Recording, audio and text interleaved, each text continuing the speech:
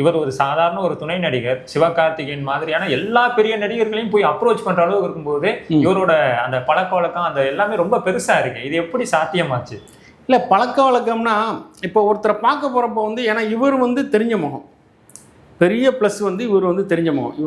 இவரை பார்த்தாவே எல்லாருக்குமே தெரிஞ்சிடும், ஏன்னா நிறையா ஃபேமஸ் ஆனவர். அப்போ அந்த யாரோட ஆர்டிஸ்ட்டோ அவங்களோட மேனேஜர், பிஆர்ஓ இது மாதிரி யாரையாவது ஒருத்தர் பிடிச்சி அப்படி போகிறாரு. இவர் வந்திருக்காருன்னு சொன்னோடனே அவங்க ரெஸ்பான்ஸ் கொடுத்து வந்துடுறாங்க. இப்போ பிஆர்ஓ மேனேஜரை பண்ணாலும் கிங்காங்னு ஒருத்தர் வரலாறு, சரி வர சொல்லுங்கன்னு சொல்கிறதுக்கு ஒரு மனசு வேணும். ஆமாம், ஏன்னா அந்த கலைஞரை அவங்க ரசிக்கிறாங்க. அப்படி ஒரு கலைஞர் இவ்வளோ முயற்சி எடுத்து வராரு அப்படிங்கிறது. அதுக்கு தான் இப்போ நீங்கள் கரெக்டாக கேட்டிங்க இந்த கேள்வியை. அதுக்கு என்ன காரணம்னா, ஃபஸ்ட்டு ஒரு 2-3 பேருக்கு கொடுத்தாரு பார்த்தீங்களா. இப்போ அன்புமணி ராமதாஸ் கொடுத்தது, அதுக்கப்புறம் அரசியல் சைடு ஃபுல்லாக போனது, அதுக்கப்புறம் டிஆர் கொடுத்தது. எனக்கு தெரிஞ்ச டிஆர் கொடுத்தது தான் நிறைய வைரல் ஆனது. அப்போ கொடுக்குறப்போ இப்போ கிங்காங்கோட மகளுக்கு கல்யாணம், அவர் நடிகர்களுக்கு, அரசியல் தலைவர்களுக்கெல்லாம் கொடுத்துட்ருக்காருங்கிற ஒரு செய்தி நிறையா அரசியல் தலைவர்களுக்கும் நிறையா நடிகர்களுக்குமே போய் சேர்ந்துருச்சு. இப்போ டெய்லியுமே ஒரு 4 பேருக்கு கொடுக்க அவங்கவுங்களே மைண்ட் செட் ஆகிருப்பாங்க.